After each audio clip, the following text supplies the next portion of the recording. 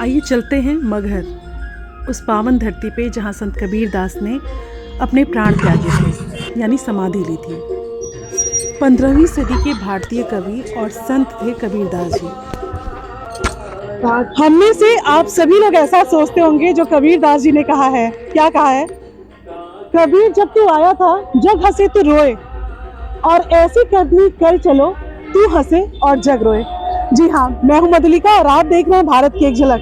भारत की एक झलक में हम ऐसे पवित्र स्थान पे आए हैं जिसको आप लोग फॉलो करते होंगे, बचपन से पढ़ते आए होंगे, अपने मम्मी पापा दादा दादी नाना नानी के मुंह से उनके बारे में सुनते आए होंगे। आइए चलते हैं और उनके बारे में और बेहतर तरीके से जानते हैं कि कबीरदास जी क्या थे, कौन थे और कैसे उनका यहाँ देहावसान हुआ, यानी उन्होंने अपने प्राण त्यागे। आप देख सकते हैं कि मंदिर से सटे हुए ही मजार भी है, यानी दोनों धर्मों के लोग उन्हें फॉलो करते हैं, उन्हें मानते हैं। इसके पीछे की कहानी क्या है, इसके बारे में जानते हैं। जैसे कबीरदास जी धर्मों से परे थे और इस वक्त जो मौजूदा हालात हैं उसमें धर्मों को बांट दिया गया है। तो अगर आप कबीरदास जी को अच्छे से पढ़ेंगे तो आप इससे बहुत ऊंचे हो जाएंगे और हमारे देश में प्यार ही प्यार होगा, क्योंकि सभी एक हैं। अरे हाँ, कमेंट भी ज़रूर कीजिएगा कि आपको इनमें से दोहा कौन सा पसंद है। उनके इतने दोहे हैं, पर आपका कौन सा पसंदीदा है और आप में से कितने लोग मगहर आ चुके हैं, ये भी ज़रूर बताइएगा। की रचनाएं सिखों के गुरु ग्रंथ और भी कई ऐसे ग्रंथ हैं जिनमें शामिल हैं। उनके जीवन काल में हिंदू मुस्लिम दोनों धर्म के लोग उनका अनुसरण करते थे। सर्वधर्म समभाव की भावना थी कबीरदास जी में। बहुत से ऐसे कबीरपंथी हैं जो दहेज के विरुद्ध हैं।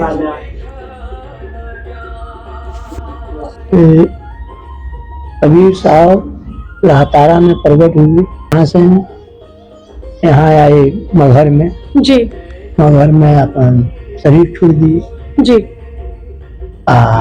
छोड़ दिए तो उनका शिष्य थे हिंदू मुस्लिम दोनों आदमी, दोनों शिष्य थे। हाँ, वो राजा थे। जी। जब शरीर छोड़ दिए तो दोनों आदमी अपने में लड़ाई करने लगे। जी। साहब अखबारी बोले, क्या झगड़ा करे हो, पर्दा हटाओ, देखो तो मुद्दा है कि नहीं। तो ये पर्दा हटाए गए, एक फूल एक चादर मिला। बहुत लोगों को ये डाउट था कि आखिर कैसे वो उन्होंने समाधि ली थी या किस तरह से पता चला था कि उनका देहावसान हुआ है। तो पता चला कि उनकी बॉडी यानी जो शव था वो रखा गया था और उस पर चद्दर उड़ाया गया था। लेकिन जब चद्दर हटाया गया तो हिंदू मुस्लिम दोनों थे, तो दोनों फॉलो करते हैं। क्योंकि कबीर जी पाखंड को नहीं मानते थे, तो दोनों हिंदू और मुस्लिम दोनों में झगड़ा होने लगा। उनके शरीर को हम अपने तरीके से दफनाएंगे या हिंदू ने बोला कि हम जलाएंगे। तो फिर जब ढक के रखा गया शरीर को, उनके शव को, और जब चद्दर हटाया गया तो वहाँ 2 फूल मिले और फिर दोनों धर्मों ने बांट लिया उन्हें। एक जगह, यही एक जगह है जहाँ आसपास मजार भी है और मंदिर भी है। बाजार बन गया। अच्छा, ये जस्ट बगल में ही है। अच्छा, पर्दा हटाया गया तो ये फूल मिला। और दोनों आदमी बांट के समाज बन गया और व्यक्ति बन गया। तब सब कोई समझने लगे कि भाई ये महापुरुष थे। तब सब कोई रोने लगे, तब इनको समाधि नहीं, समाधि बन गया, वही समाधि। अच्छा, जलाए नहीं क्या फूल? नहीं। अच्छा। तो मंदिर ये है और मस्जिद वो है। हाँ। अच्छा, उन फूलों को यहाँ स्थापित किया गया। आपने इतनी जानकारी दी और इतना कुछ बताया हमारे दर्शकों को, आपका बहुत बहुत धन्यवाद। अपना नाम एक बार बता दें। रामजीत दास। रामजीत दास। देखिए, इनके नाम में भी दास है। किसी महात्मा का साथ था, यहाँ सूखा पड़ा हुआ था। अच्छा। 12 साल और 12 साल जब सूखा पड़ा हुआ था जी। तो उसने क्या किए कि यहाँ का राजा बिजली खान पठान था। अच्छा। गोरखपुर का। उसने सभी ऋषि मुनि सन्यासी और मौलवियों को पूछा, तो उसी ने कहा कि आप जाइए काशी में। अच्छा। और वहाँ पर कबीर साहब अगर आ जाते हैं तो समाधान होगा। अच्छा। तो गए वहाँ, बहुत विनती किए, वो तैयार हो गए। तैयार होने के बाद आए, पीछे 1 किलोमीटर इसी सामने, अब दिखाई नहीं दे रहा है। हाँ। कबीर धुनी है। कबीर धुनी? हाँ। अच्छा। तो वहाँ पे आए तो वहाँ पर रुके। अच्छा। पूरा जनता जुट गई। वहाँ के बिजली पठान आ गए बनारस के। जब जनता जुट गई थी, काफी भीड़ हो गई कि अब वो कहे कि भाई अब सूखा पड़ा नहीं, इसीलिए आए थे। तो गोरखनाथ जी से कहे कवि साहब कि कुछ कमाल दिखाइए, अच्छा तो ऐसे दबाए वो तो पानी निकला है, जिसमें अच्छा। नाभी नदी का प्रकोप हुआ है। अच्छा उसके बाद में खाना वाना बनकर तैयार जब हो गया, खाने के लिए पानी नहीं था, नहाने के लिए पानी नहीं था, जी तो कहे गोरखनाथ जी कहे कि अब हम तो हमारी शक्ति जो है जो लगा दी है हमने, है लगा दी है हमने, अब आप कहिए। कहे ठीक है। उसके बाद में कहे आप लोग बैठ जाइए, साधना के ध्यान दीजिए। तो साधना किए, उसके बाद में बादल इतना हुआ, इतना पानी गिरा, इतना पानी, उसी समय से अच्छा ये आमी नदी का प्रकोप हुआ, हाँ, उनके महिमा से। उसके बाद वहाँ कुछ दिन बिताने के बाद में फिर यहाँ आए। एक जंगल था, अच्छा। झोपड़ी था, अच्छा जंगल था, इसी में कुटिया बनाकर रहने लगे, झोपड़ी की बना। अच्छा तो काफी भीड़ होने लगी। तो उसके बाद में वो गुफा जो दिखाई दे रहा है, वहाँ जाने को मिलेगा? हाँ चलिए हम दिखा जाए। तो अच्छा। गुफा में कहे कि अब गुफा में हमको बना दीजिए, हम लोग बैठ के साधना करें। अच्छा तो वहाँ बैठ के साधना करते थे, घंटा 2 घंटा 3 घंटा जो करना था वहाँ पर करते थे। उसके बाद में जब होने के बाद में संत रविदास जी थे, अच्छा वो साथ में थे, उनको बता दिए कि हम फलां दिन को, फलां तारीख को, फलां टाइम में हम अच्छा जाएंगे। अच्छा और हमारी वो झोपड़ी का जो दरवाज़ा है, जो टाटी है, उसको बंद कर दीजिएगा। जब तक राम राम राम धुन की आवाज़ आएगी तब मत खोलिएगा, अच्छा। जब बंद हो जाएगी तब खोलिएगा। ओह, ये रविदास जी को तो मालूम। उन्होंने पहले से बता हाँ, दिया था। सुनिए तो रविदास जी को मालूम। आवाज़ जब बंद हो गई, जी जी रविदास जी गए, जब देखे शांत पड़े हुए हैं, बाहर आकर कहे ये बात हो गई है। तो उनको कहने के बाद में कहे कि क्या किया जाए। तो हिंदू ये बिजली का वटान और वीर भगत सिंह बघेल दोनों अपना तलवार निकाल लिए कि हम दफन करेंगे, हम जलाएंगे। तो ऊपर से आता है बाणी, ये क्यों आपस में लड़ रहे हैं? मैं तो जब तक था तब तक शिक्षा देते रहा, आपस में मिल कर रहिएगा। पहले पर्दा उठा कर देखिए आप लोग। जब पर्दा उठा गया तो मुझे सिर्फ वो फूल मिला। अच्छा और फूल मिला तो उसको बंटवारा कर दिया गया। यहाँ पे इनकी कुटिया थी, यहीं पर समाज बना दी गई अच्छा और उनको दे दिया गया, वहाँ पर मजार बना लिए। अच्छा और वो जो गुफा जो साधना करते वो बना दिया गया। अच्छा। मुख्य चीज यही तीन है, ओह, क्योंकि वो फूल ही से पैदा हुए थे, प्रकट हुए थे। हाँ अब फूल ही से वो गए, हम्म। प्रकट भी फूल को पैदा हुए थे। और यहाँ फूल ही ये मरे। फूल पे प्रकट कैसे? लहतारा में जो था उनका, जो कहाँ मिले थे उनको, माँ बाबा को, हाँ। है ना। तो फूल जो था, नीरू और नीमा नाम के जो लाहा जो थे, वो गौना कराने गए थे। नहीं गौना होता था पहले हाँ, से, है हाँ, हाँ। वही लहतारा फूल पर वो पड़े हुए थे।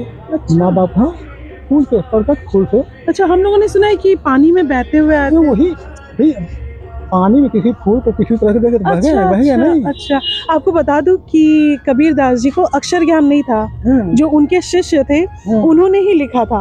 अरे समझ लीजिए, हाँ, उन्होंने कहा था ना अपने दूसरे, मस कागज छुइयो नहीं, कलम गयो नहीं। इससे पता चलता है कि वो निरक्षर थे, लेकिन वो इतने ज्ञानी थे कि उनके शिष्य उनके सारे दोहों को एक उसमें बीजक वाले ग्रंथ में देखो संकलित। अच्छा, आपको कौन सा दोहा सबसे ज्यादा पसंद है, ये मुझे जरूर बताइएगा, क्योंकि आप में से सबने पढ़ा होगा, उनकी जीवनी तो जरूर ही लिखा होगा। तो आपको कौन सा दोहा पसंद है? हाँ, क्या कह रहे थे पंडित जी आप? नहीं हम बता रहे हाँ, हैं, यहाँ सारे लिखा हुआ दोहे ना, लिखे हैं। दीवार पर लिखा हुआ, पुस्तक में लिखा हुआ, तरह है। हाँ, कोई जानेगा कि अनपढ़ आदमी है? नहीं नहीं। अब वैसे लिखा हुआ किसी संत को नहीं मिलेगा। यहाँ तक कि आप मगहर स्टेशन पे भी उतरेंगे तो इनके दोहे लिखे हुए हैं वहाँ पे। इसे कोई जाने। मुझे तो उनके बहुत सारे दोहे अच्छे लगते हैं। कबीर दास की उल्टी बानी, वैसे कम्बल भीगे पानी। कुआं नहीं वो, कुआं नहीं, गुफा है। वहाँ जो कुआं है वो अच्छा हाँ, वो हो जमाने में कहा नहीं। अच्छा हाँ हाँ। कथा तो है, ये सब नहीं बता पाएंगे। नहीं नहीं, हाँ वो काल्पनिक चीज है, सही बात जैसे है। माँ बाप किस्सा करते हैं, हाँ। जान जाते हैं अपने समझ सकते हैं। हाँ, अपने बच्चों को सुनाते हैं। जैसे कुछ हम्म, हम्म। तो जमाने में यही साधन रखा। ये भी पढ़ जग हुआ, पंडित दयानंद 2.5 अक्षर प्रेम का पढ़े से पंडित हुए। ये सारे ही दोहे देखिए कितने अच्छे हैं। अब हम आ गए हैं संत कबीर दास की साधना गुफा। तो यही, ये देखिए, यही जो गुफा है इसी के अंदर वो साधना करते थे। आइए चलते हैं गुफा के अंदर।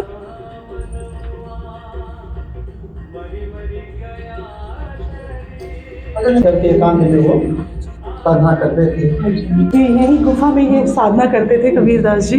ये जो काफी भीड़ होती थी। अच्छा। एकांत में भाई आप पूजा करने हाँ, के लिए है, शांतिपूर्ण यहाँ जगह साधना चाहिए। करते थे। 2 घंटे 4 घंटे 6 घंटे करने के बाद में हाँ। 3,000 करके सो जाते थे। अच्छा अच्छा। उसी पर जाते हैं। और इधर से भी अच्छा निकलिए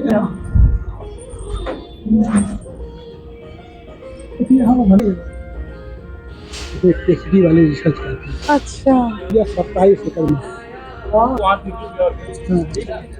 इधर निकलिए, इधर से है। वो इधर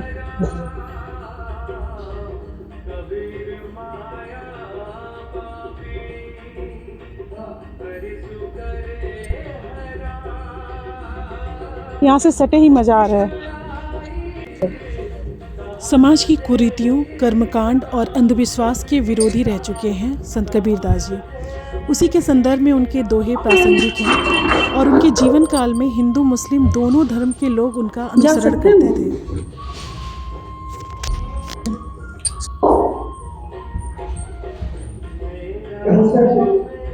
तो ये था मज़ार।